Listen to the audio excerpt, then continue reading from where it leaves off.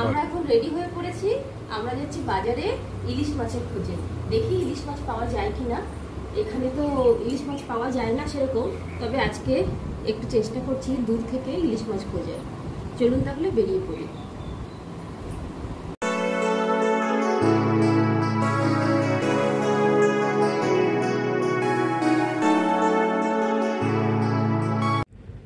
নমস্কার, কেমন আছেন সকলেই? আশা করি ভালোই আছেন, আমিও ভালো আছি।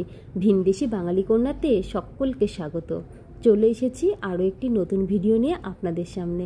ভালো লাগলে সঙ্গে থাকবেন। বর্ষাকাল তো প্রায় চলেই এসেছে, যদিও বা এবার সময়ের আগেই বর্ষাকাল চলে এলো। তবে বর্ষাকাল মানেই তো বাঙালির পাতে ইলিশ, ইলিশ সর্ষে, ইলিশ ভাপা, ইলিশ পাতুরি, কিছু না হলেও ইলিশ মাছ ভাজা তেল দিয়েই অনেকটা ভাত প্রায় খাওয়া হয়ে যায়। আজ আমরা সেই ইলিশের খোঁজেই বেরোচ্ছি। যাচ্ছি প্রায় 10 কিলোমিটার দূরে। আমাদের কোয়ার্টারের কাছে, মানে কলোনির কাছে যে বাজারটা রয়েছে সেটা একটু ছোট, আর যেটা ডিস্ট্রিক্ট আছে এখানকার রায়গড়া, সেই বাজারটা একটু বড়। তাই ওটা আমাদের কলোনি থেকে প্রায় 10 কিলোমিটার দূরে। আর আমরা আজ সকাল সকাল ভেবেই রেখেছিলাম বেরিয়ে পড়ব 10 কিলোমিটার দূরেই যদি ইলিশ পাই। কলোনির কাছে যে বাজারটা আছে সেখানে সবজি সবই মোটামুটি পাওয়া যায়, মাংস, ডিম সবই পাওয়া যায়, কিন্তু ভালো মাছ পাওয়া যায় না। ওই রুই কাতলাও সবসময় পাওয়া যায় না, রুইটা পাওয়া যায়। সেই জন্য আমরা যাচ্ছি ওই 10 কিলোমিটার দূরে ইলিশের খোঁজে।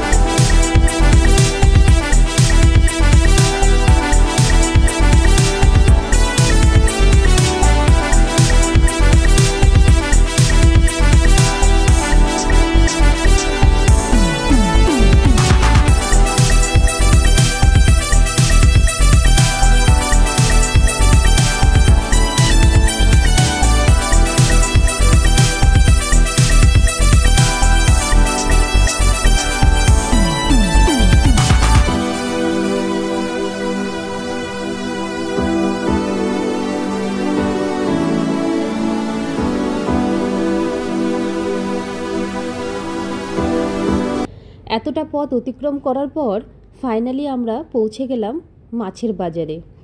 এখানে কত রকমের মাছ আছে দেখুন, চিংড়ি মাছ, ছোট মাছ, রুই মাছ, কাতলা মাছ, কিন্তু দুঃখের বিষয় একটাই, ইলিশ মাছটাই নেই, যেটার জন্য আমরা এতটা পথ অতিক্রম করে এলাম। খুব মন খারাপ হয়েছিল জানেন, ইলিশ মাছটা যখন পেলাম না। যাই হোক, অনেক আশা নিয়ে গেছিলাম, নিরাশ হয়ে ফিরতে হলো আমাদের। তবে আমরাও হাল ছাড়বো না, আমরা আবার একদিন যাব ইলিশের খোঁজে। যদিও এখানে পদ্মার ইলিশ পাওয়া যায় না, এখানে পাওয়া যায় পারাদ্বীপের ইলিশ। আমরা এর আগে খেয়েছি, এর আগে প্রায় 2 বছর হলো আমরা এখানে আছি। 2 বছর আমরা পারাদ্বীপের ইলিশ পেয়েছি বর্ষাকালে। তবে আজ এতটা পথ যাওয়ার পরেও পেলাম না, খুব মন খারাপ হচ্ছিল। কিন্তু যাই হোক, মাছে ভাতে তো বাঙালি, ইলিশ নয় তো অন্য কোনো মাছ। আমরা এই কাতলা মাছটা নিয়ে নিলাম। আমাদের কলোনির কাছে কাতলা মাছটা খুব একটা বেশি পাওয়া যায় না, রুই মাছটাই বেশি পাওয়া যায়, তাই রুই মাছটাই বেশি খাওয়া হয় বলে আমরা আজ কাতলা মাছটাই নিলাম। কেউ যদি প্রশ্ন করে বাঙালির পরিচয় কি, উত্তরে আমরা কি বলবো? আমাদের কাছে উত্তর একটাই হবে, মাছে ভাতে বাঙালি। মাছে ভাতে বাঙালি একটি জনপ্রিয় প্রবাদ, যা বাঙালি সংস্কৃতি বা খাদ্যাভ্যাসের অবিচ্ছেদ্য অঙ্গ। এর অর্থ মাছ ও ভাত দুটোই হলো বাঙালির প্রধান খাদ্য। এই প্রবাদটি বাঙালি জাতির মাছ ও ভাতের প্রতি ভালোবাসাকে প্রকাশ করে। আমরা বাঙালিরা মাছ ছাড়া খেতেই পারি না, সেই জন্য মাছটা আমাদের খুব দরকার, সে যে মাছই হোক। হ্যাঁ, বর্ষাকালে ইলিশ মাছটা আমাদের ওদিকে মানে পশ্চিমবঙ্গে অনেক বেশি পাওয়া যায় বলে আমরা বর্ষাকালে ইলিশ মাছটাই বেশি খাই। আর অন্য সময়েও তো অনেক রকমের মাছ পাওয়া যায়, কিন্তু ভিন দেশে থাকলে যা হয় আর কি, ভিন দেশে সবসময় সব রকমের মাছ পাওয়া যায় না। আমি আগে আপনাদের দাদা ভাইয়ের কর্মসূত্রে পুনেতে থাকতাম, মহারাষ্ট্রে। সেখানেও আমরা সব ধরনের মাছ পেতাম না, ইলিশ মাছ তো পেতামই না। ওখানে প্রায় আমরা 4-5 বছর ছিলাম, 4-5 বছর আমরা ইলিশ মাছ খেতাম না। যখন ছুটিতে পশ্চিমবঙ্গে মালদা আমাদের বাড়ি, যখন যেতাম তখন আমরা ইলিশ মাছ খেতাম। পুজোর সময় বেশিরভাগ যখন যেতাম, খোকা ইলিশগুলো পাওয়া যেত, আপনাদের দাদা ভাই ওটাই নিয়ে আসতো, কারণ যেহেতু আমরা ইলিশ মাছ পেতাম না। আর ওড়িশাতে আসার আমাদের 2 বছর হলো, এখানে আমরা ইলিশ মাছ পাই না বলবো না, পারাদ্বীপেরটা পাই, খুব একটা টেস্ট হয় না। তবে যাই হোক, নাই মামার থেকে কানা মামা ভালো বলে না কথায়, সেইটা তো হয় অবশ্যই। আমরা ইলিশ মাছ পাই বছরে একবার ইলিশ মাছ আমরা পাই। আর অন্য সময় রুই মাছ, কাতলা মাছ, চিংড়ি মাছ এগুলো খাই। ছোট মাছটাও খুব কম পাওয়া যায়, মানে যাই হোক, যেটা পাওয়া যায় সেটা দিয়েই কাজ চালাই। তবে আজ না অনেক আশা করে গেছিলাম যে ইলিশ মাছ নিয়ে আসবো আর জমিয়ে রবিবারের দিনটা একটু খাওয়া দাওয়া করব। তবে পেলাম না ইলিশ মাছ, যেটা পেলাম সেটাই নিয়ে নিলাম। এরপরে নিরাশ হয়ে আমরা বেরিয়ে পড়লাম। তবে ওখানে খুব সুন্দর সুন্দর ফ্রেশ সবজি দেখতে পেলাম রাস্তায়, তাই সেই সবজিগুলো ওখান থেকেই নিয়ে নিলাম। আর আমাদের কলোনির কাছে আজকে আমরা বাজার করিনি, আমরা রায়গড়া থেকেই সমস্ত বাজার করে নিয়ে চলে এসেছি। এখানে পটলটাও খুব একটা ভালো পাওয়া যায় না, পটলটা কখনো একটু ফ্রেশ পাওয়া যায়, কখনো ফ্রেশ পাওয়া যায় না। আর পটলের দামও খুব, এখানে আমাদের ওইদিকে পটলের দাম একটু কম। যাই হোক, আরও অনেক রকমের সবজি ছিল, আমরা নিয়ে নিয়েছি প্রায় সমস্ত রকমেরই সবজি। পটল, ফুলকপি, টমেটো, ক্যাপসিকাম, গাজর, মিষ্টি আলু, মিষ্টি কুমড়ো, লাউ, শসা, এখানে মোটামুটি কাঁকরোল, লেবু, এখানে যা যা সবজি দেখতে পাচ্ছেন আমরা এখান থেকেই বেশিরভাগটা সবজি নিয়ে নিয়েছিলাম। আর 2-1টা সবজি, যেমন শাক এখানে নেই, করলা নেই, বেগুন নেই, এই সমস্ত সবজিগুলো আমরা অন্য দোকান থেকে নিয়েছিলাম, সেটা আর ভিডিও বানানো হয়নি। এরপরেই আমরা সবজি নিয়ে বেরিয়ে পড়েছিলাম বাড়ির পথে।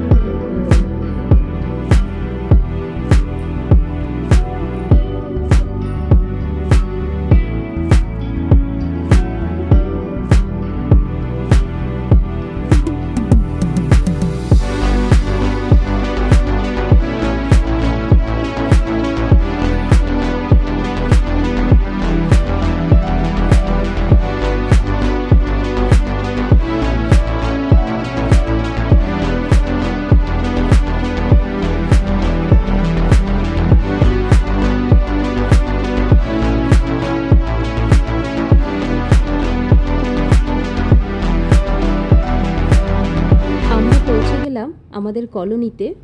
এখন যাই, ইলিশ মাছ তো পেলাম না, তবে কাতলা মাছ পেয়েছি, সেটাই গিয়ে রান্না করি। আবার আসবো অন্য কোনো ভিডিও নিয়ে, ততক্ষণ ভালো থাকবেন, সুস্থ থাকবেন।